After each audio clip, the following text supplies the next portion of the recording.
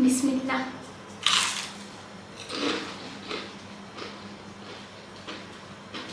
মচমচে বেগুনি তৈরি করতে পারছেন না? আজকে সবথেকে সহজ উপায়ে পারফেক্ট ভাবে বেসন গুলিয়ে আপনাদের মচমচে বেগুনি তৈরি করে দেখাবো।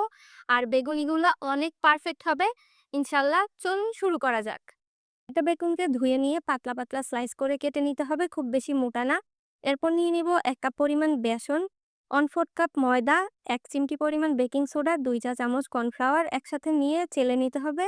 এরপর হলুদ, মরিচ আর লবণ ১ চা চামচ করে দিব, ১ টেবিল চামচ পরিমাণ সয়াবিন তেল এবং অল্প একটু পানি দিয়ে আস্তে আস্তে একটা ব্যাটার তৈরি করে নিব। খুব ঘনও না আবার খুব পাতলাও না। বেগুনের জন্য মোটামুটি এরকম ঘন হলেই হবে। বেগুনের উপর সামান্য পরিমাণ লবণ আর মরিচ দিয়ে দিব। এরপর এটাকে ভালোভাবে মেখে সাথে সাথে ভেজে নিতে হবে, না হলে কিন্তু বেগুন থেকে পানি ছেড়ে দিবে। এরপর ব্যাটারের মধ্যে এভাবে ডিপ করে নিয়ে তারপর গরম তেলের মধ্যে ছেড়ে দিতে হবে। তেলের টেম্পারেচার খুব বেশি গরমও না আবার খুব বেশি ঠান্ডাও যেন না হয়।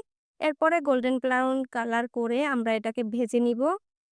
এরকম কালার আসলে তুলে ফেলতে হবে। কিছুক্ষণ গরমে রাখলে এরকম আরো কালারটা গাঢ় হয়ে আসবে তেলের গরমে। দেখতেই পাচ্ছেন হয়ে গেল পারফেক্ট বেগুনি। বিসমিল্লাহ।